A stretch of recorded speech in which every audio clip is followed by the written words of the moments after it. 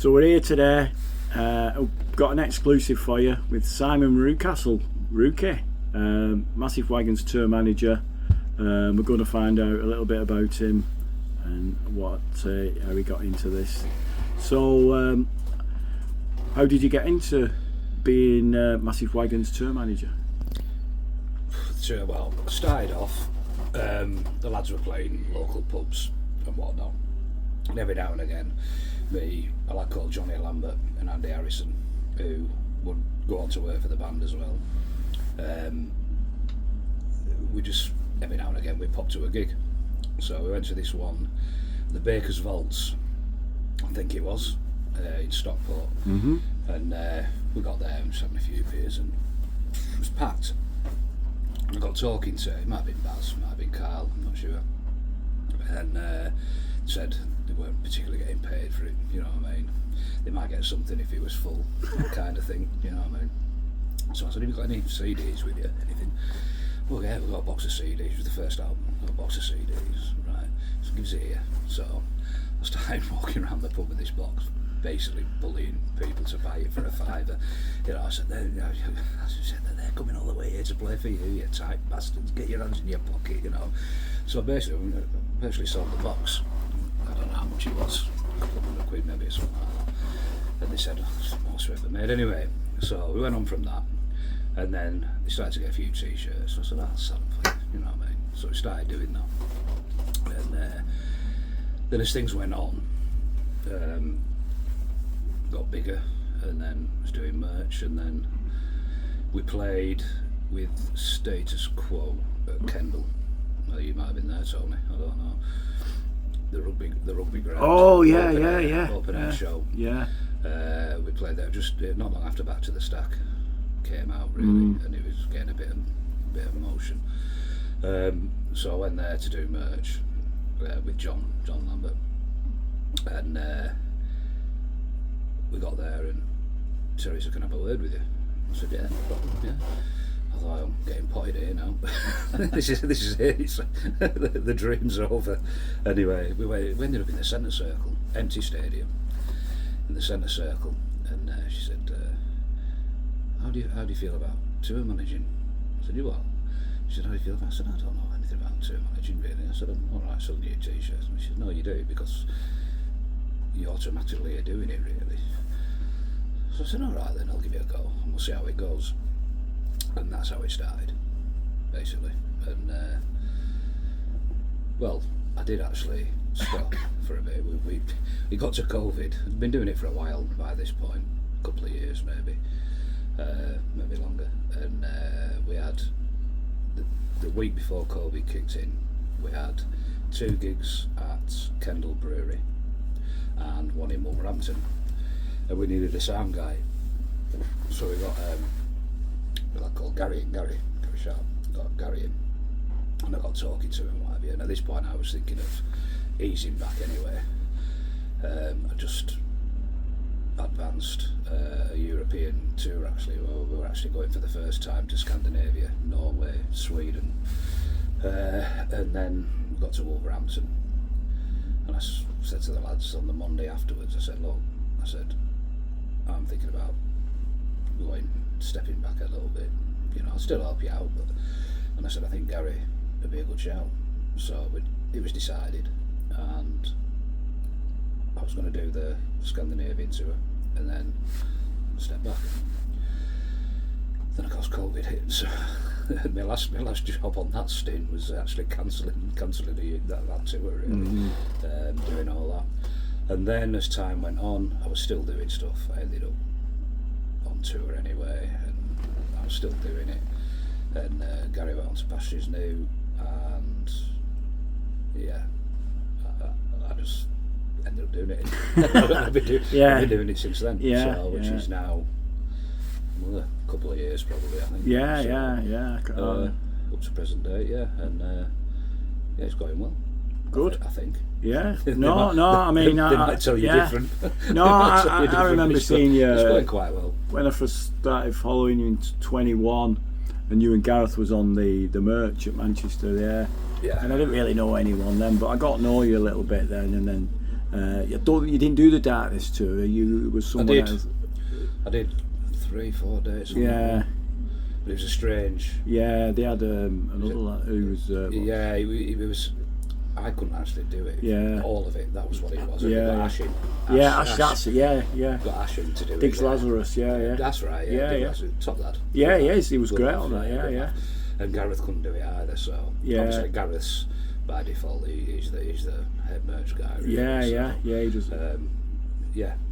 That's right. Yeah. So being a tour manager, what does it all involve? What do you have to do for a tour? Okay then, so we have a booking agent, Echelon Talent Agency, Liam and Kieran. We'll Terry will intimate that we want to go out and do some shows wherever. They will look at it, they'll book it, then it'll get sent to me with the dates and contacts, and then I'll email each individual venue, the rep promoter, with all our tech spec, our hospitality rider, what we need, parking, whether we need a bus. I have to book, you book the bus, and you have to do the routing for the bus, that kind of thing. So that's the first job of the tour, and then from then on, it's really a case of you're back and forth with the promoters. They'll say we want this, we want that, and I'll say, well, no, we're doing this, we're doing that, and then you get to a compromise where everybody's happy, and you go out on tour. And then whilst you're on tour, that's when a lot of your work is done before. We have a thing called thing called tour book, where I input all the daily details for the show, for the lads' interviews. You deal with the press side of it as well. On this run, I'm doing the merch as well, so it can be a bit awkward at times, to be honest. If something crops up while you're on the table, touch wood, it hasn't on this one yet, but it can do, and it can do if sometimes press, they want to interview people just before the show, and if I'm stuck on the merch, you've got to try and get them through. It can be a bit of a pain, but it's we're all the team, so it works. And then one instance, things that crop up, the boat on the last UK tour, I think we only used it twice maybe. Oh yeah. All the O2 venues. Yeah. Health and safety, but I was alright to jump in the crowd with Barry, and he can sing a song from the crowd where I'm getting covered in beer. That's what I mean. You're getting covered in beer and what have you. But sail over somebody's head in a air-filled rubber boat, you can't do that. Way too dangerous. But so you had things like that, and I was actually going to do it at Manchester. I thought, right, sorry, I'm going to do it. But the bloke there, he said, you do it. He said, I'll just pull the plug. And I thought, it's sold out. It's sold out. We had it ready to go. I think Joe would come to actually. Yeah. So we had it ready to go. But I thought better of it, and we didn't do it. So Right. that was but it's things like that crop up. Yeah, of course. Yeah, excellent. So, are you enjoying your life being a tour manager? What, working with these? Yeah. Fucking nightmare. Fucking nightmare. You've got to be careful when bosses there, haven't you? Jesus Christ, honestly, it's like herding cats. Yeah. No, it's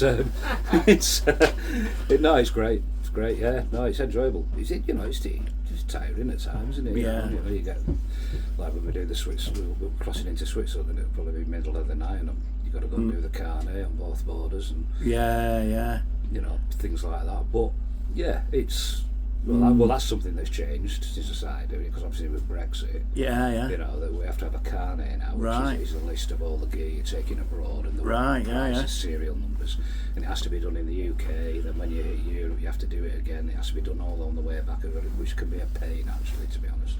But it is good. They're good to work for. They're easy. To be honest with you, all joking aside, very easy, very professional. The partying days, which we did. I'll hold my hand up. We all did it. Yeah, of course. Well, that was back in the early time. Yeah, of course. That was the life, wasn't it? After every gig, it was get on it, you know. Yeah. Day off. Yeah, get why on not? it, you know, but not anymore. No. More sightseeing and photographs now. Yeah, well, why not? You're visiting these places when you get a chance. I'm only It's saying great. that because the wife will be watching Yeah, this. yeah. Sorry, Linz. Yeah. So yeah, no, I do enjoy it. Yeah. Yeah. Oh, brilliant. So, you work full time as well, I don't work full. I work 4 days a week. right? Yeah. So you've got to. How do work go on when you say, right, you've got to go on tour? I've got a very good boss. It's a family company really, Yeah. and we have an arrangement, Mm. and he's quite happy for me to come away and do this, and it's never been a problem yet. So Oh, I can good. pretty much Yeah.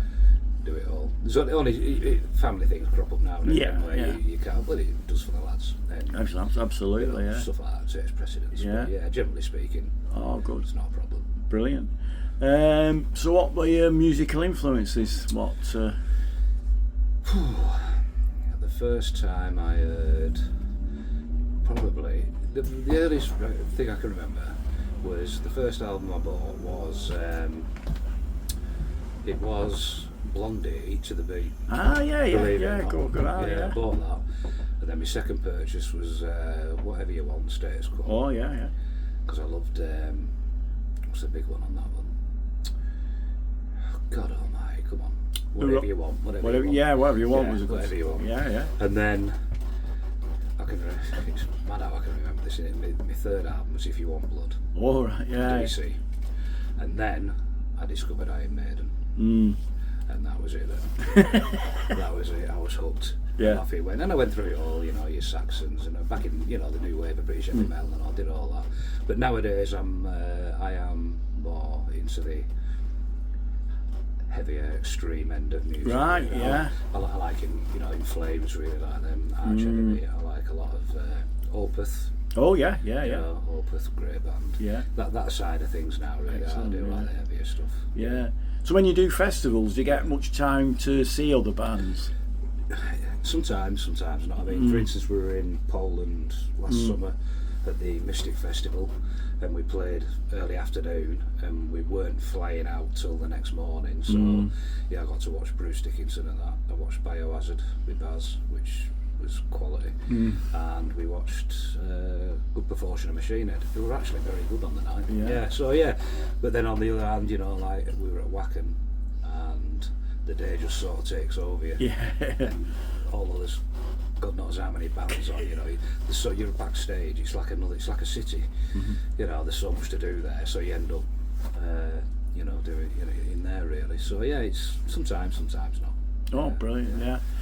So, what are your plans for the future? Anything? Are you going to keep doing this, or? Yeah, I'll keep doing it as long as they want me to do it. Yeah. You know, to a point. I mean, I'm not getting any younger. No. So climbing out of that bunk in the morning is quite. It takes some doing. If anybody ever filmed it, Christ. Yeah. But yeah, you know, as long as they want me for now, you know. Yeah. Next few years going forward, then, I mean, if they ever came to me and said, you know, you're going to go in a different direction, then it's cool. But we're not, you know, we're friends first and foremost. You know, and it's it makes a good team. Yeah. You know, we're lucky. We've been very lucky through the years. We've had Johnny Lambert. You know, we've had Andy Harrison who did the drums. Gareth still obviously there. You know, we've had a lot of close people, which it's a trust thing. Yeah, of course. You know? Yeah, I've always. And now we've got that. Joe as well on guitar. Oh yeah, Joe. Yeah. Guitar, he's out with Pest Control. Right. America, Yeah. That's why he's not here. I mean, he's a top guy. Yeah. And of course, we're using Kevin quite a lot. Yeah. Who we found with Airstrike. Yeah. He's a top Yeah. guy. Yeah. And he speaks German, which is yeah. big plus. Yeah. No, I've always found that myself. You know, with yourselves, you're always approachable. You chat to anyone, and the Wagons. It's like a family, isn't it? The Wagons. It is actually. I mean, every gig, there's always somebody. It's strange. It's weird. Every gig, there's always somebody who'll come up and have a crack with you. Yeah. And you know, I get the sometimes people they're a bit standoffish. Don't be standoffish. If you want to have a natter, we'll always have a natter. Yeah, of course, and that's why I instantly took to it with the guys who are so approachable and they'll do anything for anyone. Well, it's the travelling that some of the fans do as well. I mean, on this run already, you know, I know. It's crazy. You do, yeah. It's coming. I know there's more. Yeah, I mean, yeah, we had a Facebook group going, and we're all planning it, and there's different people. You know, Claire's coming to Prague, and Jeff's coming to Jenna and Les Big and CB Walt. There's a few coming in. There's a great continue. Yeah, it's good. It's good. Yeah. The one thing I didn't say actually, you've got to say thank you when you're doing this.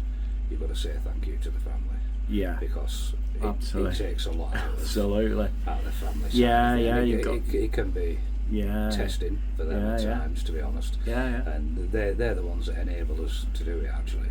I've got kids. I mean, my 3 lads are grown up, but I've got a daughter that's 14 this week. I miss a birthday this week. Right. So, you know, there's that. I mean, Adam, for instance, he's missed umpteen birthdays for young kids. Yeah, of course. It's not easy. No, it's hard. It's hard. It's balancing. People think, what's wrong with you? But no. When you're in here, sat on here, it gets in there. You know, it's hard.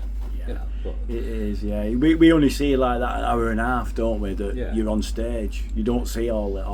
I mean, like generally. Yeah. You know, you're in the venue from 11, 12 o'clock, something like that.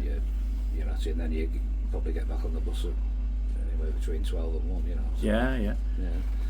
Oh, brilliant. So we all know about the April Fool. Have you got any other funny stories you can tell us? I have. I think I'll get sacked. Yeah, so. no, that's fine. What else? I'll think of something. Well, here's one, because we were talking about it earlier on. Straight after that April Fool's prank, we had a day off at Nuremberg, strangely enough, and we have a day off there this year. So I hope it doesn't happen again. But yeah, we had a day off, so we got to the hotel after the prank, after I'd avoided. I'm going to say. And we had this lovely hotel, and it had a balcony outside the bedroom. So we're all sat outside, a lovely hot day, having a few beers. Then we decided to go to Nuremberg at night. We ended up in this rock bar, and I'd gone on to, I don't know whether it was whiskey and coke or whatever, rum and cokes. I'm there drinking, talking away. I was sat there. I kept saying, bloody hell, as strong as this bloody drink, like. But unbeknown to me, every time I turned around, Adam had a big flask, and he was topping it up. I ended up. What a state. Oh dear. So yeah, there's stuff like that. Yeah. But generally speaking, we take the piss all day. Yeah. I mean, like you say, sometimes things happen, like with a guitar, and somehow you've got to find your way out of it. You know, where you work together. The community spirit on that. Yeah, it was. I'll be honest. I said me and Baz were actually in a Schaffenberg the next day. We were just having something to eat and a drink, and I said, if it hasn't turned up by 3 o'clock, I said, it's gone. I said, he ain't bringing it back. They'll have thrown it in a skip or whatever. Anyway, 10 to 3, got the message. We found it. So but a lot of people were involved in that. Yourself, who you went and picked it up and brought it back. They actually in securing. Quite a lot of people got involved in that. So No, it was great. It was good. Yeah. So this tour, how's it going up to now? Yeah, it's good. Can't great. You know, Hamburg. Yeah, it was near as damn it full.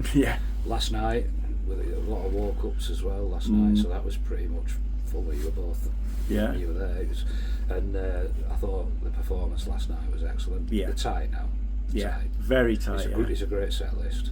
And it's good. It's going well. It's been worked hard at as this European side of things. So it's nice to see it coming to fruition. Excellent. So after you've got Miles Kennedy, and then you've got you're doing some more German shows in July. Some is it Cologne and have you anything else later planned? Anything yet or anything? I'll tell you, I might have to kill you. Fair enough. We'll look forward to that, and they can bury me whenever. No, but no. Anyhow, that's everything. That's great. Well, thank you very much indeed. Thanks very much for your time. Nice one, mate. I forgot as well. Lisa, Dan's partner, always sends cake, carrot cake. She sent a bag of cinnamon buns, cinnamon whirls the other day. Go down a treat. Thank you very much. Keep it coming. Thank you.